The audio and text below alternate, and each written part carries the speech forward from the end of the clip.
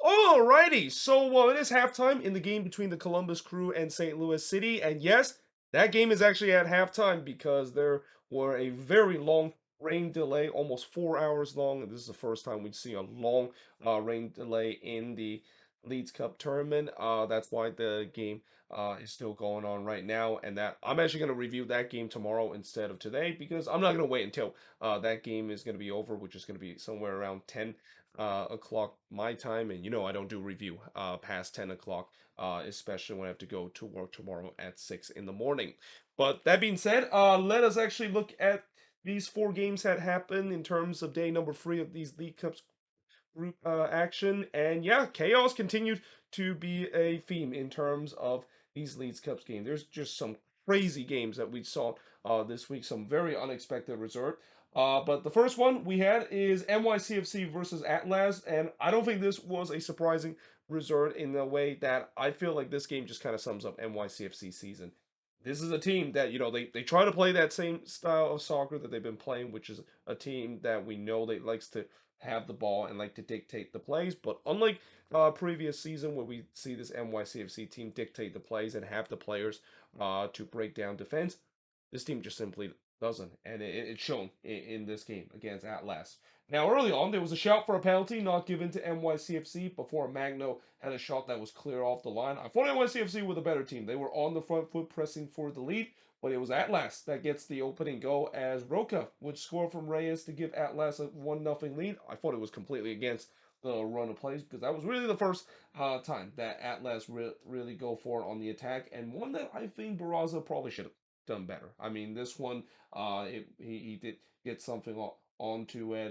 It was also in the near post. It was kind of like a one hopper volley that I feel like Barraza probably could have done much better in terms of that. But nevertheless, Atlas was up 1-0. In the 17th minute, Rodriguez tried to respond for NYCFC on the free kick, but he puts it high before Reyes would heads it wide from close range. NYCFC continue had most of the possession, but again, as it's been the problem this season, just no quality in the final third. Again, this team clearly is missing a Maxi Morales type of player in this team, and that they just cannot figure it out whenever they get to the final third. It's almost like when they get to the final third, they just have no idea what to do in terms of playing that good final ball to set up a chance.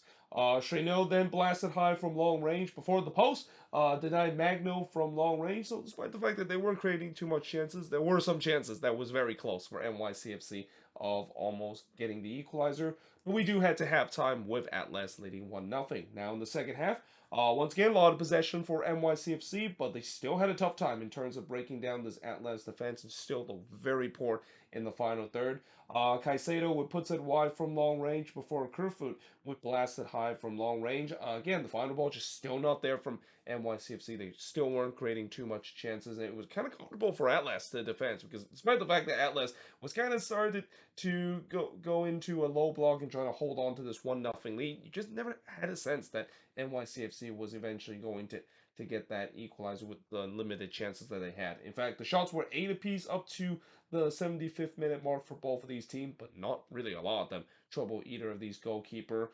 Though Vargas did had to deny Burkhardt from close range. I mean, that would have been a great debut for Monsif Burkhardt coming off the bench and almost got the equalizer for NYCFC. But then in the 87th minute, they thought they got the equalizer as Justin Hack puts it into the back of the net.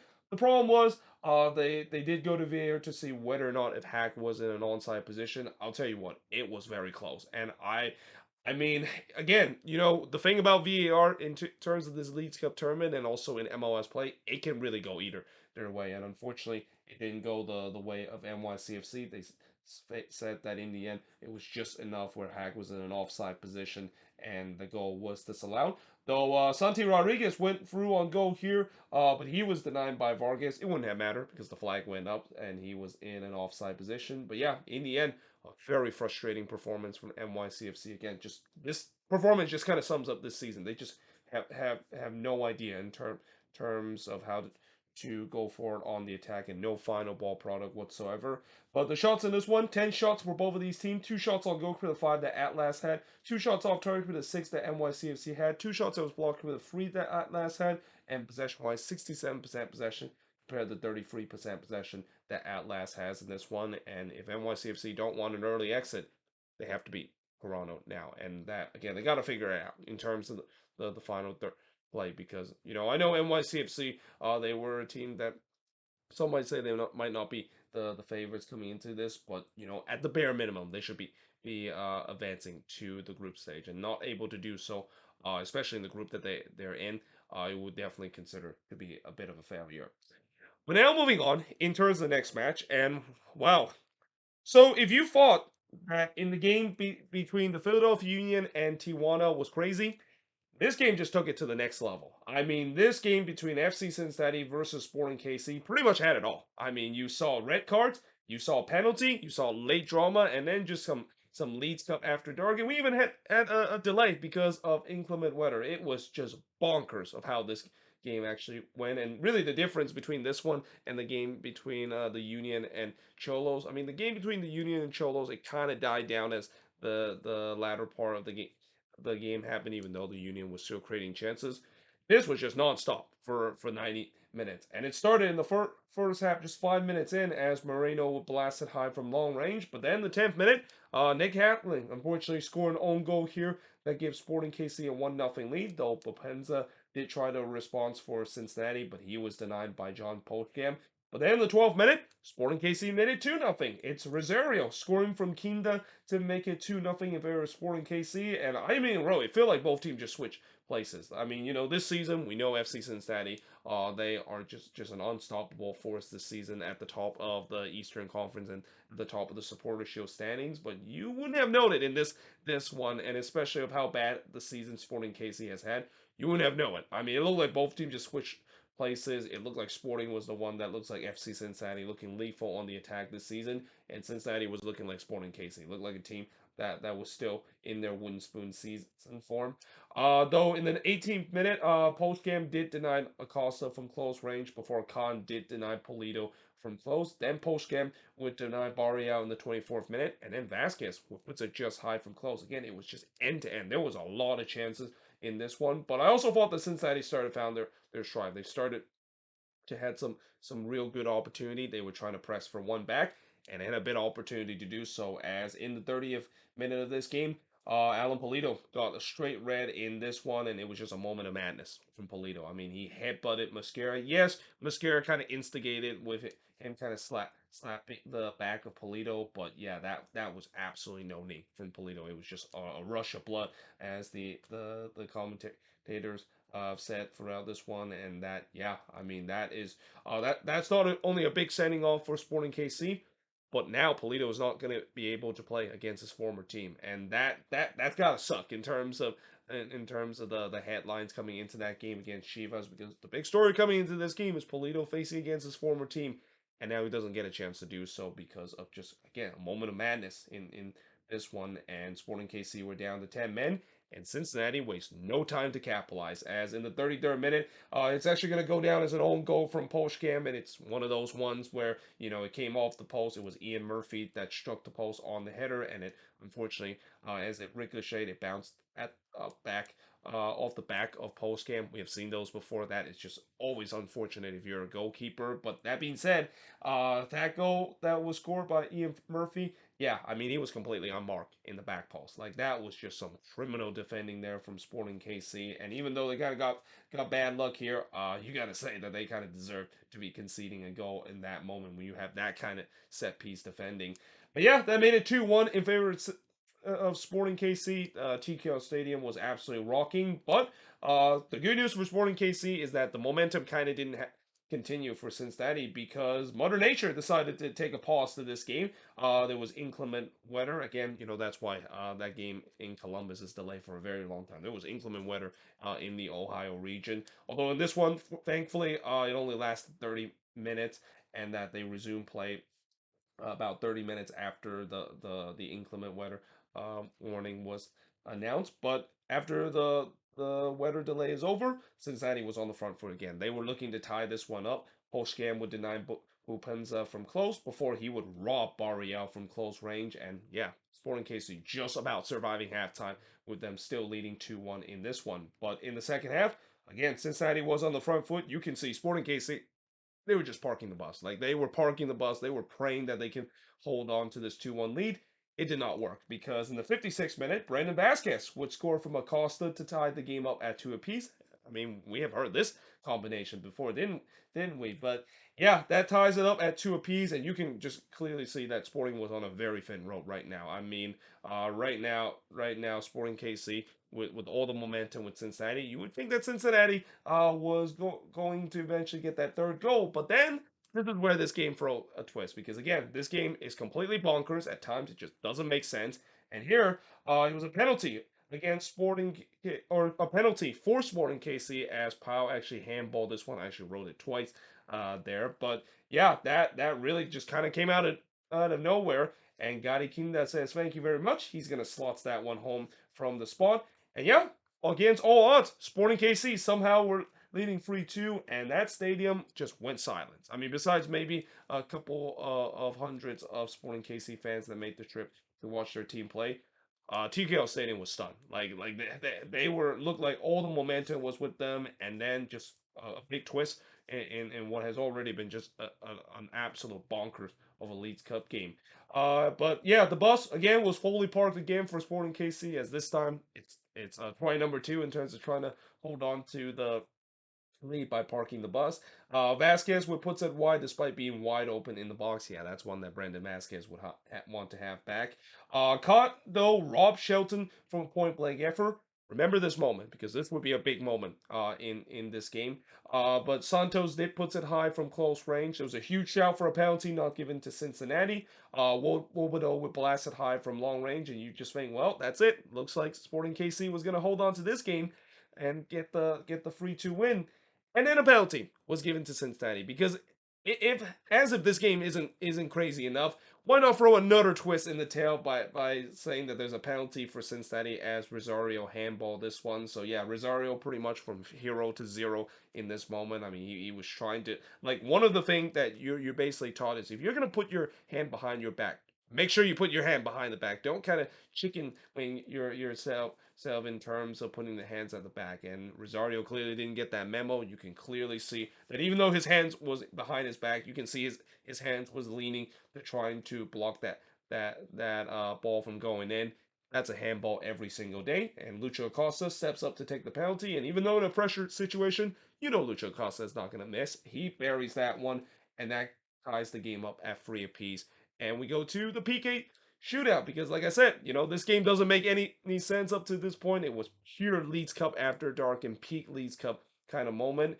And in the penalty kick shootout, I mean, I don't think a lot of people saw this one coming. FC Cincinnati win the penalty kick shootout, and it's Alec Khan, the one that actually denied Fontas from the spot. That was actually his only save that he had because Sporting KC also had one that was blasted over the bar. I think it was Voltaire, the one that blasted from the bar, but everybody saw this one coming with the way that as soon as this goes to a shootout, momentum was all with Cincinnati. They went on to get the additional point, and yeah, in the end, Cincinnati they win 4-2 in a PK shootout, and the shots in this one 21 shots for the 11 that Sporting KC had, 4 shots on goal for the 8 that Cincinnati had, 6 shots off target for the 3 that Sporting KC had, 7 shots that was blocked for the 4 that Sporting KC had, and possession wise 59% possession compared to 41% possession that Sporting KC has. And I think this is a classic example of why when you're trying to park the bus against the best team in the league, it just does not work. But that being said, going back to what I said in the 83rd minute with that Kyrie Shelton shot, if that chances were put in, this game probably would have been over. I mean, that moment we talk about how when you're already a team that is kind of on the back foot and you have a chance to put away the game, you don't. It's gonna come back to bite you, and it bite Sporting KC in a big way. And now they're gonna have to regroup and have to do it quick as they play against Chivas. And again, it's so unfortunate that Polito, of course, got himself sent off because again, that was the huge storyline. And now we'll see whether that's gonna really come back to haunt Sporting KC because Alan Polito is a really good goal scorer, and he's gonna be very motivated when he play against his former team. But now it's not gonna happen.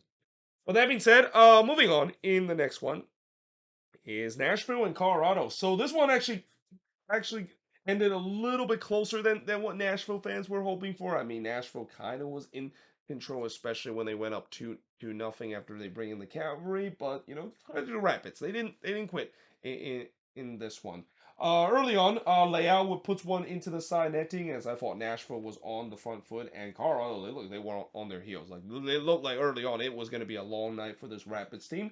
Bunbury would puts it high from close, but to give credit to the Rapids, it seems like they ride out the early storm. They started to get back into this game and created some chances of their own as Darren Yappy would clip the post from close range because Darren Yappy is absolutely snake bitten right now since the beginning of the season. And then Galvan would put it just high from long range in the 37th minute as we head to halftime, scoreless between both of these teams. Now in the second half, Nashville, I thought they had most of the possession, but again, they just cannot quite crack this Rapids defense that was showing a very good resilience. Now, at the same time, a part of that is the fact that Nashville was clearly missing Honey Mukhtar. And I think Garrett Smith realized that, yeah, it's probably about time for them to finally bring in the cavalry. And they finally brought it in the 55th minute as Mukhtar, Zimmerman, and Godoy was summoned into this game. And to no one's surprise, it instantly paid off. As in the 56th minute, guess who? It's Hani Mukhtar. He scored from McCarty to make it 1-0 in favor of Nashville, though this probably shouldn't have happened if it wasn't for a terrible giveaway from Colorado, which is kind of unfortunate because up to this point, I thought the Rapids played very well. They defended very well, and then yeah, that happened. I mean, that you just cannot not do that against this Nashville team, especially how lethal when they go on the transition or take advantage of sloppy mistake at the back. Mukhtar then tried to get another one. He was trying to chip, actually not Willis, but Yarrow here wasn't actually trying to chip his own goalkeeper. But he puts it over the net for about halfway line. So yeah, he was trying to do something we've seen players have done this season, trying to chip the goalkeeper from long range, and it didn't really miss by much. But that being said, in the 64th minute, Nashville made it 2-0 as Jacob Schaffelberg would score from Mukhtar here to make it 2-0 in favor of Nashville. Again, just a vintage Mukhtar move. He finds his teammate there, and Schaffelberg, again, just left completely unmarked there in the box. Pretty criminal defending there from the Colorado Rapids, but Nashville wouldn't care. They were up 2-0. Almost was 3-0 if it wasn't for Yarbrough denying Mukhtar from close. And again, it felt like it was all Nashville. Like up to this point, this is where I kind of started to not pay too much attention to this game because while this game was still going, this game, of course, was on, and then the game between Minnesota and Puebla that, of course, I'm also keeping a close eye on because as a Minnesota United fan, I gotta watch closely of watching my team plays. I kind of started to not pay too much attention because I thought this game was pretty much over.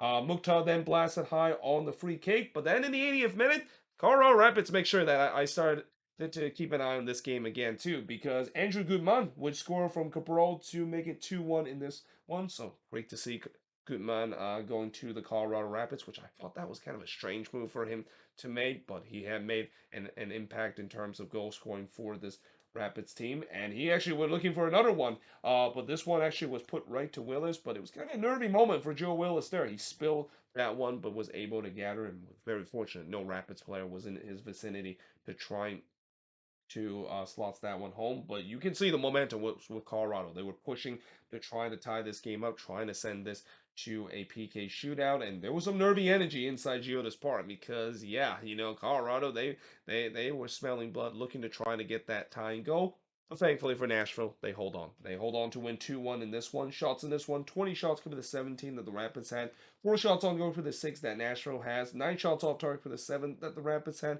5 shots on was blocked for the 6 that the Rapids had, and possession-wise, 51% possession compared to 49% possession that the Colorado Rapids has in this game. And again, it was not a bad showing for the Colorado Rapids, but unfortunately they fall short in this one in Nashville. Again, it wasn't a vintage Nashville performance, but they'll take it, especially when you're in a tournament like the Leeds Cup and in the group stage. Any 3 points will definitely be good, and especially with the way that you're able to get the 3 points, because if they actually blew this lead and head to a PK shootout, even if they do win, they will still lose that extra point. So it was very important for Nashville to hold on to this one and get the 3 points that they deserve in this game. That being said, I am now going to switch boards and look at the last game of not tonight because we know we have one more game, but I'm going to review that tomorrow. But at least for this review, it's going to be the last game that I'm going to take a look in terms of day 3 of the group stage action of the Leeds Cup tournament.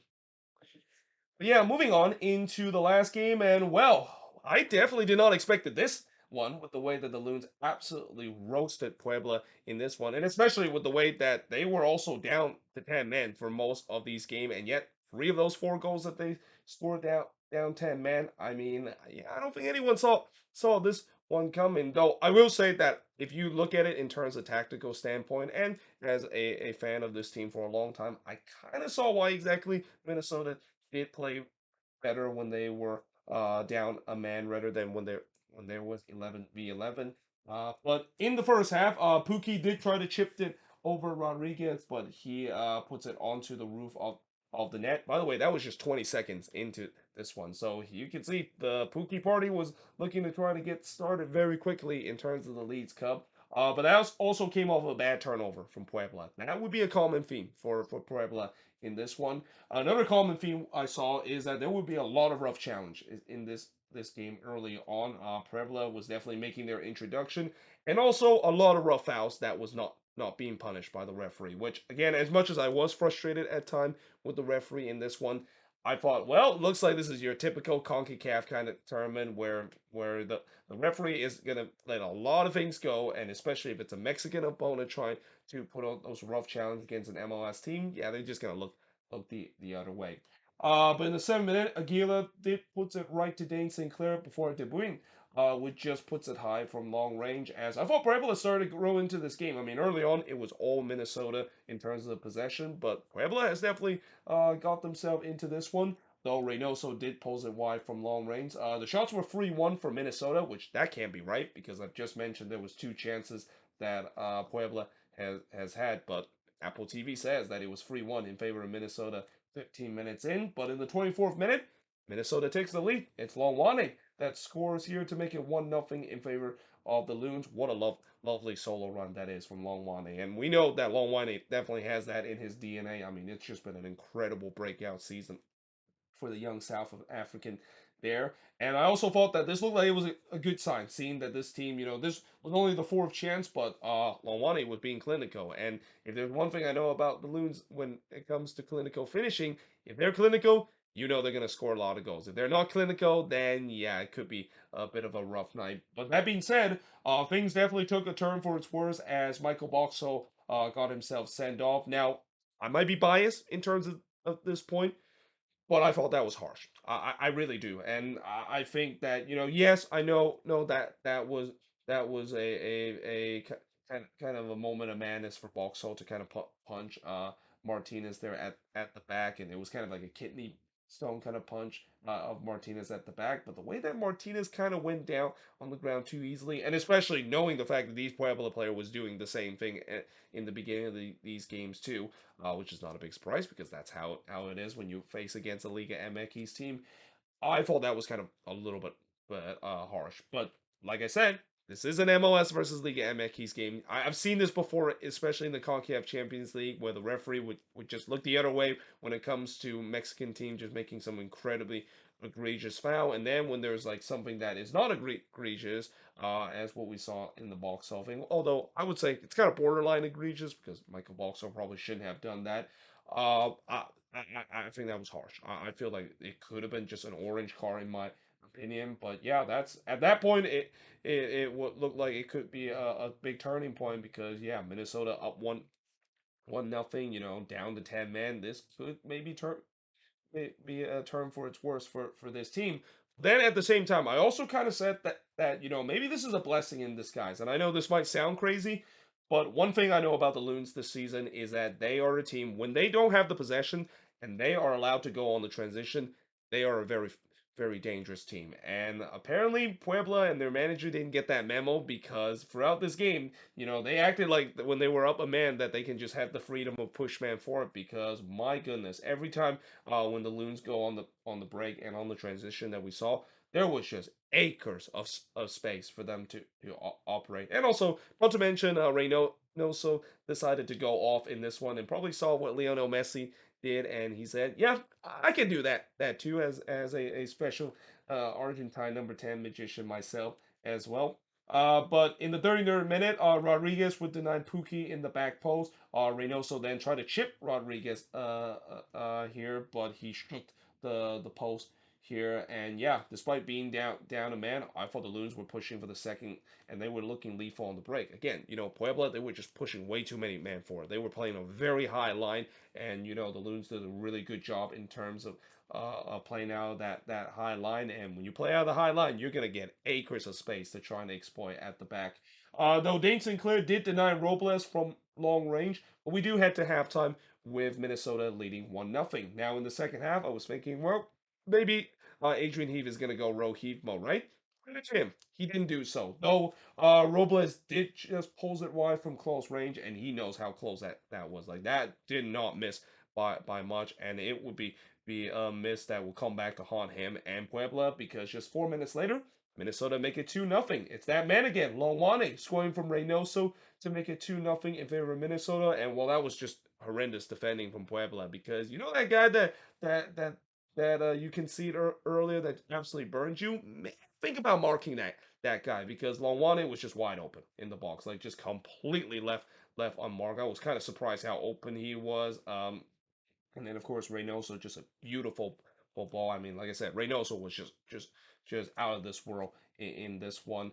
And I think that's kind of not a big surprise because the thing about Reynoso, and we saw this when he came to this league and came to Minnesota in his first season. When it's tournament time, he's gonna stepped up, and he definitely stepped up in a big way. Pookie then pulls it wide from close range before he was in on goal and tried to chip it over Rodriguez, but he got this one wrong. The one negative I will say in terms of the attack is that Teemu Pukki kind of had a rough game in this one. He wasn't really the Teemu Pukki that I thought he was, and that I'm not gonna say that I'm concerned just yet because every striker is gonna have one of those games. Like even as a great player like Teemu Pukki, you're gonna have one of these games where it's not gonna go your way. But that being said, in the 60th minute, Reynoso basically showed Pukki how to do it in terms of chipping over the keeper because yeah, he basically chipped that one over Rodriguez. That made it 3-0 in favor of Minnesota. And again, the transition was the deadliest I've seen the Loons look in a long time. I mean, I've seen that they have done well in terms of transitional play before, but this is probably the deadliest I have seen because they were just exploiting Puebla. Like Puebla was just allowing so much space at the back that yeah, I mean this looked like it could potentially get ugly. And then it actually did get ugly, and I actually didn't write the goal here. I forgot this goal that was scored in the 65th minute as Reynoso would score a wonderful free kick to make it 4-0 in favor of Minnesota. Again, I was kind of losing count of how many goals that they were scoring. And again, it was a free kick that, I'm pretty sure he's probably saw what his countryman Lionel Messi did, and he tried to one-up that. Though you could argue in terms of the goalkeeper for Puebla, yeah, I think he kind of got caught cheating a little bit. He was trying to think about maybe going to his left. Maybe he was going to punch that one out, and he just got completely caught flat-footed. But yeah, nevertheless, it was 4-0 up to that point.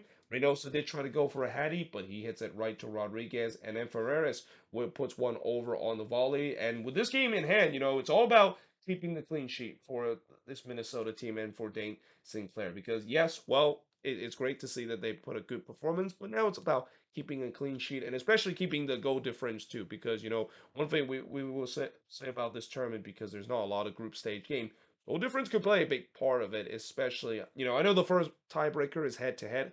The second tiebreaker is goal difference, and the fact that they're able to put 4 goals in this one, that can really help their chances in terms of the tiebreaker if it does get to that point. But again, it would be nice if they can keep a clean sheet, and it looked like I probably jinxed it because in the 85th minute, Alvarez puts it into the back of net, but it did go to VAR, and apparently they go to VAR to see whether or not if that ball did went out of play, and it did. I mean, it wasn't even close. I mean, I know doing the broadcast in this one, which I think it was Mark Follovel and Stephen Colville in this one. It's been a long time I've heard Stephen Colville calling as the color commentator. Not Mark Follovel though. I've heard him and doing play by play most of the time, and I was kind of disappointed because I was really hoping either Cal or Kendra was going to be in this one, especially Kendra, who I thought Kendra was going to call this one, though I think Kendra is not available because I think she is calling games for the Women's World Cup right now. So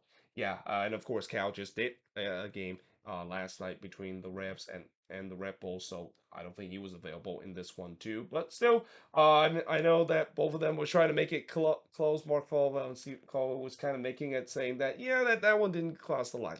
No, it definitely crossed the line. I mean, you saw multiple replay. It was pretty damn obvious. But that being said, knowing some of the refereeing decision in this one, which at times were very questionable, I was not going to be surprised if they didn't overturn it. But thankfully, they did. And that I think that moment kind of also just sums up Puebla night. Like you talk about that play where it was actually Tajuri Shradi, the one that puts that one out. So yeah, it wasn't even a Puebla player that puts it out. It was actually Minnesota, the one that puts it out, and it was just unfortunate that the linesman didn't see that one, which again just sums up in terms of some very questionable and some bad refereeing decision in this one, and that again when things are going your way, as it is for Minnesota in this one, things are definitely going your way. And again, I also would say that Dane Sinclair, out of that moment, he's probably the most relieved man in that stadium right now because that was not a great goal that he can see it on Alvarez shot. I mean, he got completely caught flat-footed there, and he shouldn't be caught flat-footed on that situation. It was not a great moment there from Dane Sinclair, but again, he's very relieved the fact that he got left off the hook and catch a break because the ball was kind of out of play. But nevertheless, Minnesota does hang on to win 4-0 in this one. Well, not hang on, but just emphatic 4-0 win against Puebla. Shots in this one, 14 shots with a 13 that Puebla has. 4 shots on goal with a 7 that Puebla has. 7 shots off target with a 5 that Puebla has. 3 shots that was blocked with a 1 that Puebla has. And possession-wise, 69% possession compared to 31% possession that Puebla has. And again, Minnesota sitting in a very good position right now. I think this should be enough for them to move on into the next round. But that being said, losing Michael Boxhall for that next game, that's going to be tough. Tough, and especially against the Chicago Fire team, where when the group was drawn, I thought this was a favorable group for Minnesota. And I still think it could still be a favorable group, but knowing the Fire has been on fire lately, no pun intended, that's going to be a very interesting game. And also, it's unfortunate that Minnesota will have to play that game in such a short amount of period. Like we have some teams that had like a whole week to prepare for. Minnesota only have 4 days to prepare for that game against the Chicago Fire. But the good news is it is at home. But the bad news is it's at home because of the way that this is actually technically their third home wins all season long. And actually, I wouldn't even say this is a home win because technically they were saying that they were the away team in this one. So yeah, it's kind of this tournament, it's kind of weird the fact that you're basically an MLS team, you're playing at home, but you're being designated as the road team. So technically, this count as a road win for Minnesota, and maybe that's kind of what they needed to do. Maybe in MLS they might request the league that why don't we just kind of designate ourselves as the away team because we know we struggle so much at home this season and play so much better on the road. We just pretend that we're the away team and we'll win 4-0 every single time. But all kidding aside, great performance for this team, and now let's see whether they can carry that because we saw this against Portland, we saw it against Houston, and look what happened in the next game. It was not a great performance, and their finishing problem kind of come back to bite them. So hopefully it doesn't happen when they do play against the Chicago Fire team. But yeah, definitely a very enjoyable night watching the Loons play in this one, and always love to see when an MLS team, especially it's your team that you root for, get smashing against a Liga MX team like Puebla.